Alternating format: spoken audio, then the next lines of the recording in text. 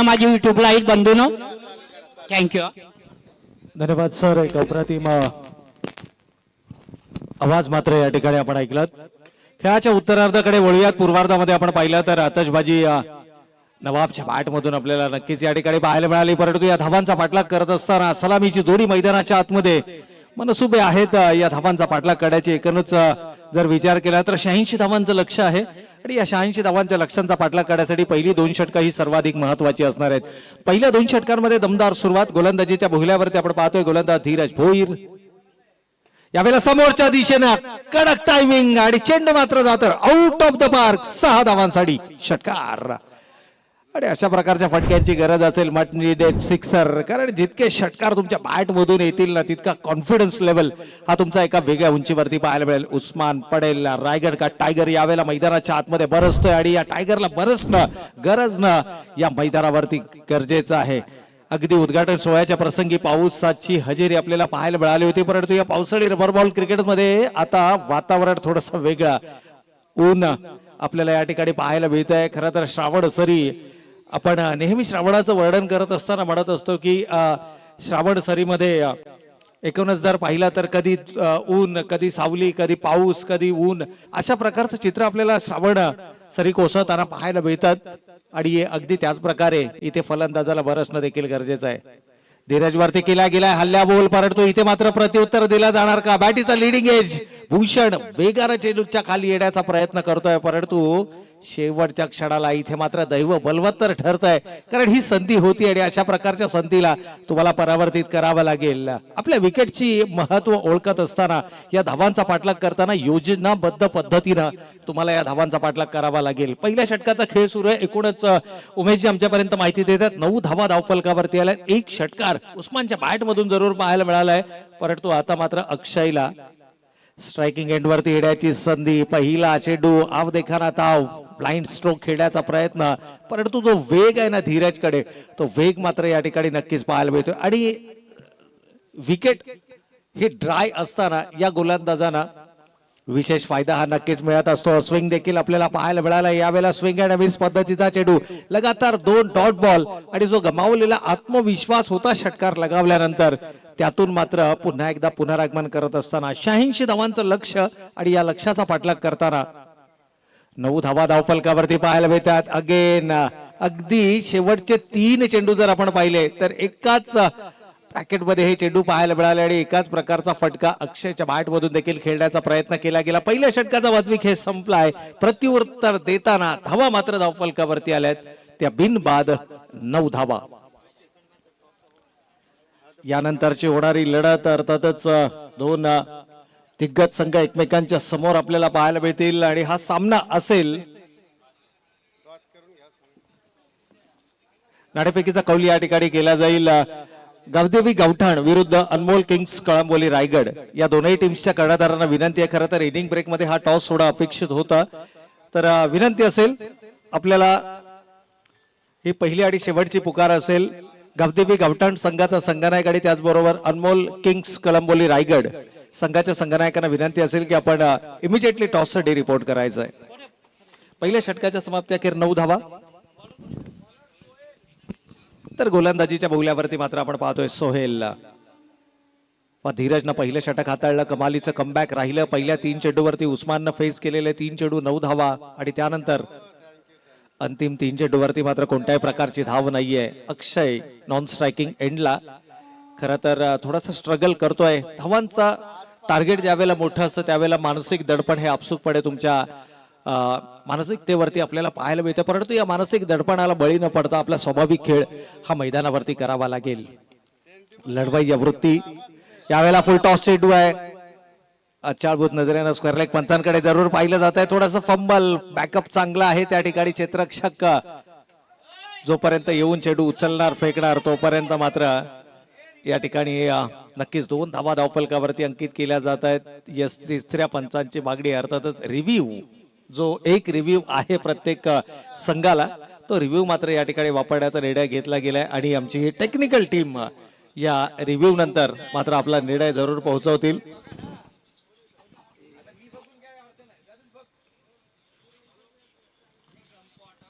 एकूणच जर पाहिलं तर 86 धावांचं हे लक्ष आहे आणि या लक्ष्याचा पाठलाग करत असताना मात्र सुरुवात अपेक्षेप्रमाणे होऊ शकली नाही परंतु एक जमेची बाजू दोनही सलामीवीर फलंदाज अजूनही मैदानाच्या आतमध्ये आहेत.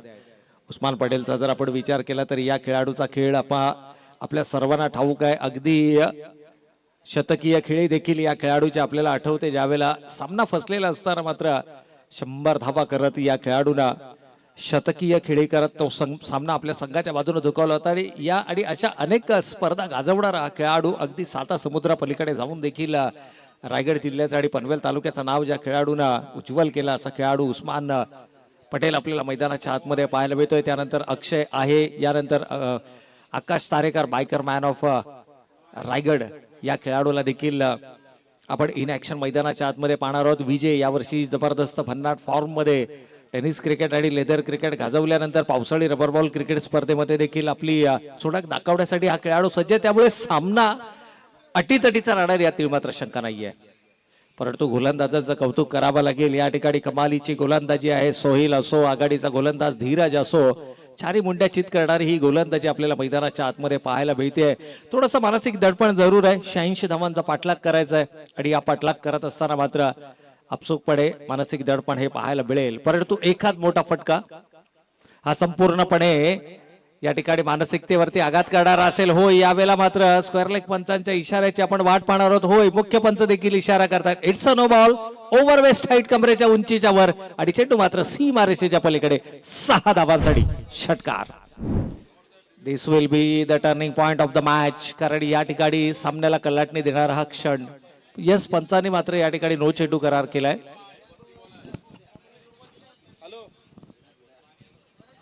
आणि 1+6 एकूण 7 धावा मात्र या चेंडूवरती जरूर आपल्याला पाहायला मिळतील. आणि या 7 धावेनं उमेशजी आमच्यापर्यंत माहिती देतात संघ जाऊन पोहोचलाय. धावा धावफलकावरती आल्यात 20 म्हणजे अजूनही 66 धावांची गरज असेल हा सामना जिंकण्याकरता.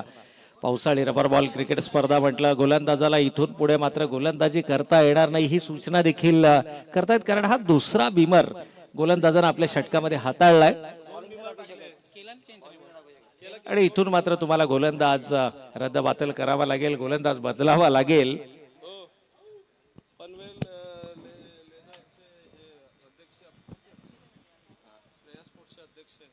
या दरम्यान आपण पाहतोय श्रेया स्पोर्ट्सचे अध्यक्ष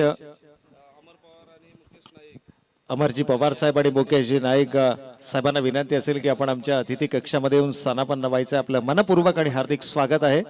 खऱ्या अर्थानं लेदर क्रिकेटच्या देखील बऱ्याचशा स्पर्धा आपण गतवर्षी पाहिल्या. अनेक मोठमोठ्या स्पर्धा लेदर बॉल क्रिकेटच्या देखील पाहायला मिळाल्या. तर दोनही सन्माननीय पाहुण्यांना विनंती असेल की आपण आमच्या मुख्य मंचावरती येऊन स्थानापन्न व्हायचं. त्याचबरोबर आदरणीय श्रीरामजी पवार साहेब पनवेल 40+ वडगर विभाग अध्यक्ष या सन्माननीय पाहुण्यांना देखील विनंती असेल की आपण देखील आमच्या मुख्य मंचावरती येऊन स्थानापन्न व्हायचं. मोठ्या संख्येनं सन्माननीय पाहुण्यांचं मात्र या मंचाच्या दिशेने आपल्याला शुभागमन पाहायला मिळते. आणि खऱ्या अर्थानं हीच तर ओळख आहे. RR ट्रॉफी 2024 सन्माननीय वासुशेठ भोईर साहेब यांच्या वाढदिवसाचं औचित्य साधून, यांच्या अभिष्ट चिंतन सोहळ्याचं औचित्य साधून आयोजित ही पावसाळी रबर बॉल क्रिकेट स्पर्धा मात्र आपण या ठिकाणी पाहतोय. तर यानंतर विनंती असेल गावदेवी गावठाण आणि अनमोल किंग्स कळंबोली रायगड. यावेळेला आणखीन एक जोरकस प्रहार, ज्या फटक्यांसाठी हा खेळाडू ओळखला जातो. रायगडचा टायगर मात्र मैदानाच्या आतमध्ये बरसतोय आणि हा ज्यावेळेला आपल्या रंगामध्ये फलंदाजी करतो ना त्यावेळेला कोणतंही लक्ष या खेळाडूसाठी मोठं नसतं हे दाखवत असताना षटकार लगावला गेलाय. चेंडूची मागणी मैदानाच्या आतमध्ये होते. कारण ज्या वेळेला उस्मान पटेलच्या बॅट मधून एखादा षटकार निघतो ना त्यावेळेला तो आउट ऑफ द पार्क आपल्याला पाहायला मिळतो. इथे गोलंदाज वसीम वरती पहिल्या चेंडूवरती मात्र केलाय हल्ला बोल आणि या षटकारानं संघाची एकूण धावा संख्या मात्र धावफलकावर 26 धावा. It's 26 runs on the board.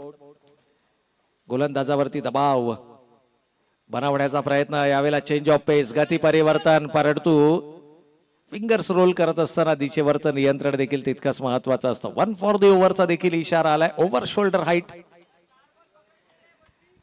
आणि गोलंदाज वसीम वरती मात्र इथे दबाव आपल्याला नक्कीच पाहायला मिळतोय. परंतु या दबावाला बळी न पडता आपला स्वाभाविक खेळ करणं गरजेचं आहे. 85 धावा पहिल्या सत्रामध्ये उभारल्या गेल्या आहेत. खरं तर अर्धशतकाची खेळी अपेक्षित होती.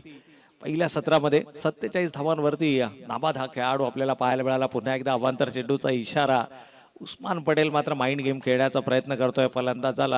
फलंदाजीच्या माध्यमातून गोलंदाजावरती दबाव बनवण्याचा हा प्रयत्न आणि याही वेळेला प्रॉपर टायमिंग नाहीये, परंतु it doesn't matter where it comes from Usman Patel. Usman पटेलच्या बॅट मधून निघालेला पहिला स्ट्रोक जो आपल्याला बिहाइंड द स्क्वेअर पाहायला मिळतो. या ठिकाणी जर आपण पाहिलं तर बॅकवर्ड स्क्वेअर लेग सीमा रेषेच्या पलीकडे 6 धावांसाठी.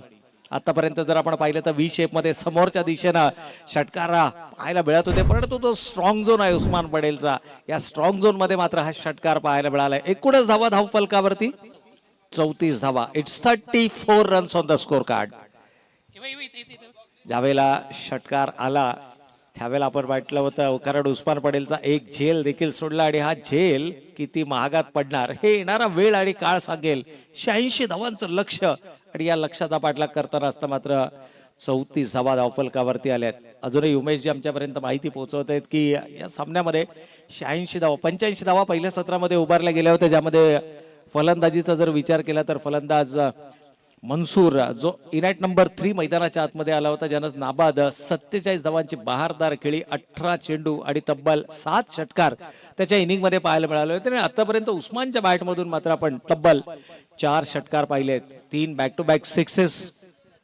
आणि जो दबाव आहे ना, तो दबाव आता मात्र क्षेत्ररक्षण करणाऱ्या अर्थातच आर ट्रॉफी 2024 मध्ये एकीकडे आदर्श स्पोर्ट्स पनवेल आणि त्यांच्या विरोधामध्ये मात्र चॅम्प 11 या दोन संघादरम्यानची ही लढत मैदानाच्या आतमध्ये. परंतु कमबॅक चांगला आहे. 3 षटकारानंतर या ठिकाणी जर आपण पाहिलं तर 2 अवांतर चेंडू जरूर आतापर्यंत या षटकामध्ये आलेत, परंतु कमबॅक करावं लागेल.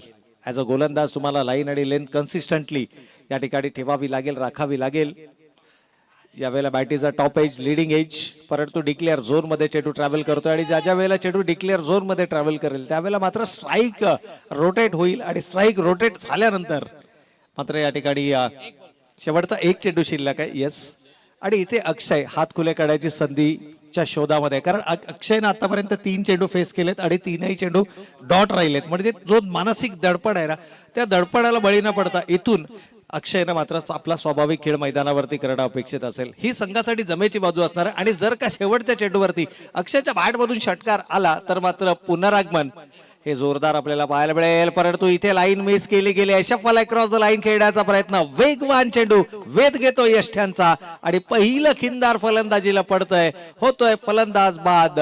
4 चेंडूंचा सामना करत वैयक्तिक 0. अक्षय बॅक टू द पॅव्हेलियन.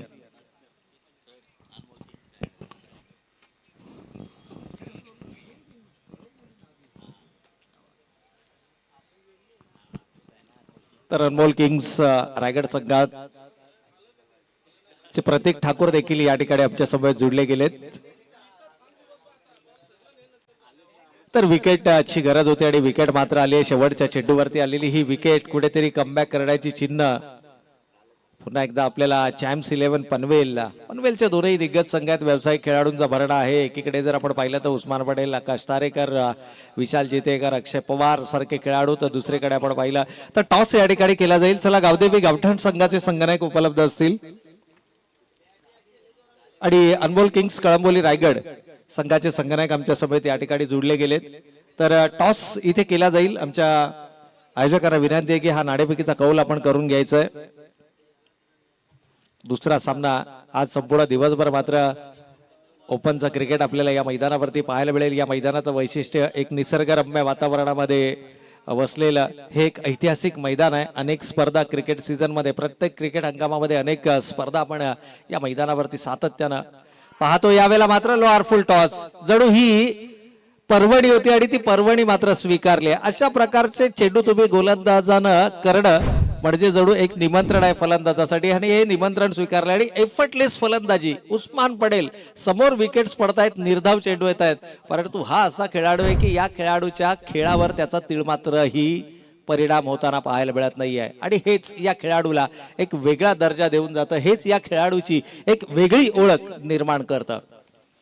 दबाव असणाऱ्या सामन्यांमध्ये आपला सर्वोत्तम खेळ मैदानावरती साकारणं फसलेला सामना संघाच्या बाजूने झुकवणं याही वेळेला परंतु पाहूया संधी निर्माण झाली आहे. क्षेत्ररक्षक येत आहेत झेलच्या खाली कंप्लीट केला जातोय झेल. या सामन्यामध्ये सर्वाधिक महत्वाची विकेट येते आहे कारण उस्मान पटेल जो अक्षरशः आक्रमक होत होता नाराजी आपल्याला पाहायला मिळते त्याची आणि ही महत्वाची विकेट इथे मात्र गमावली आहे. फलंदाज होतोय बाद उस्मान.